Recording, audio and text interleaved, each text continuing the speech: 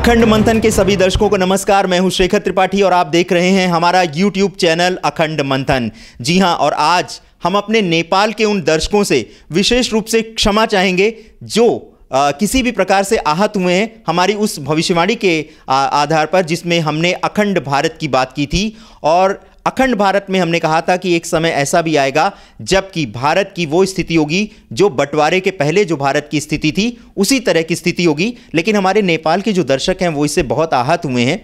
सबसे पहले सनबेत्रा जी, आपका इस विशेष कार्यक्रम में स्वागत है और स्वागत के साथ आपको एक जो स्पष्टीकरण भी देना होगा। नेपाल की जनता बहुत आहत हुई है जिसमें हमने कहा है कि अखंड भारत का हिस्सा नेपाल भी होगा। देखिए, मेरे को समझ नहीं आता नेपाल की जनता क्यों आहत हुई है। नेपाल तो ऑलरेडी हिंदू राष्ट्र था जी। तो मैंने जो भविष्यवाणी की है अखंड भारत की है और उसे धर्मनिरपेक्ष अखंड भारत की भविष्यवाणी की है। और मैंने ये कोई ऐसा नहीं बोला कि हम इन्वेट करके किसी को अधिकार में लेंगे। मैंने ये बोला है धर्मनिरपेक्ष अखंड भारत जो है वो इतना फैलेगा जिसमें आप स्वतः, अब पाकिस्तान को ही ले लीजिएगा या जितनी भी आसपास की मुस्लिम कंट्रीज हैं उनको ही ले लीजिएगा, उनका रूट क्या है? हिंदू। पाकिस्तान में अगर जो देखें पार्टीशन के बाद जो वहाँ हिंदू रह गया वो बेचारा कन्वर्ट हो गया, कोई ज़्यादा टाइम तो हुआ नहीं है जी। तो वहाँ सेल्स तो हैं, वो चाहते भी हैं, वो इतने परेशान हो चुके हैं, चाहते हैं कि वापस आए।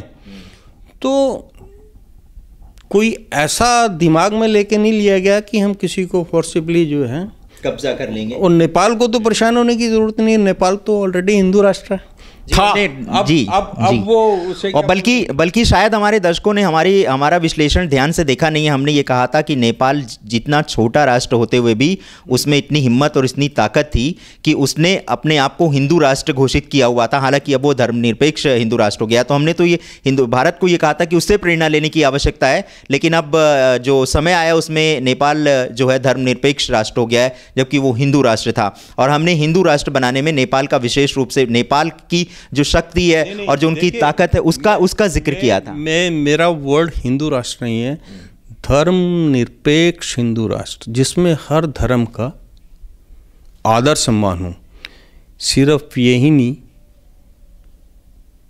कि हम आपके धर्म का सम्मान करें, हम तो हर एक के धर्म का सम्मान करते ही हैं। जिसमें से जो अच्छी चीज़ निकलती है हम लेते हैं, लेकिन हमारे धर्म को भी, हमारे उसको भी आप सम्मान की दृष्टि से देखें। आप ये ना सोचें कि यहाँ मंदिर है तो इसको हटा के मस्जिद बना दें तो 100 वोट आ जाएंगे। इस सोच के लोग भारत में नहीं चाहिए जी। तो सनबेत्रा जी ने अपना स्पष्टीकरण दे दिया है और हम नेपाल की जनता से हृदय से क्षमा चाहेंगे अगर उनकी भावना किसी भी तरह से आहत हुई है। हमारा कोई भी मंशा नहीं थी इस भविष्यवाणी के आधार पर कि उनकी स्वायत्तता को या उनकी संप्रभुता पे कोई सवाल नहीं उठाना है। और भारत तो कभी भी ऐसा न भारत ने किया है और ना भारत कभी ऐसा करेगा। अखंड भारत, धर्मनिरपेक्ष अखंड भारत का जो सपना है उसमें हम सहायक का काम करेंगे, आपकी परेशानियों को दूर करेंगे, आपके साथ व्यापार इतना कॉर्डियल जाएगा, आपको ऐसा लगेगा आप ही का देश है। हाँ, वो वातावरण आपको हम देंगे। लेकिन उसमें आपकी सोच बहुत। सनबेत्रा जी, ये नेपाल को तो सोचने की जरूरत नहीं है। सनबेत्रा जी, नेपाल में हाँ जी सबसे बढ़िया रेजिमेंट है 58 GR जो है जी। और सबसे बड़ी बात है कि आज भी भारत और नेपाल के बीच में जो व्यापार होता है, हमको एक दूसरे देश में जाने के लिए किसी पासपोर्ट, किसी वीजा की जरूरत नहीं पड़ती है। तो नेपाल तो हमारा ऐसा देश है जो कि मतलब एक भाई दूसरे भाई के घर जाने वाली बात है। को तो संकीर्ण मानसिकता रखनी नहीं चाहिए, वो तो हमारे हृदय में हमारा छोटा भाई है जी।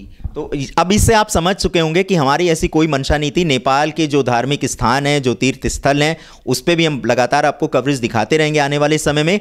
फिर भी अगर नेपाल की जनता को किसी तरह की ठेस पहुंची है तो हम हृदय से, हम और सनबेत्रा अशोक जी आपको हृदय से आपसे क्षमा चाहेंगे। किसी भी देश की संप्रभुता पे भारत कभी कोई हमला नहीं करेगा। लेकिन भारत एक समय ऐसी स्थिति में आएगा, भारत ऐसी स्थिति में जरूर आएगा कि अपनी अपनी संप्रभुता में रहते हुए हर देश भारत की ओर बहुत उम्मीद भरी नजर से देखेगा और तब भारत का दायित्व बनेगा कि उस उम्मीद को पूरा करे।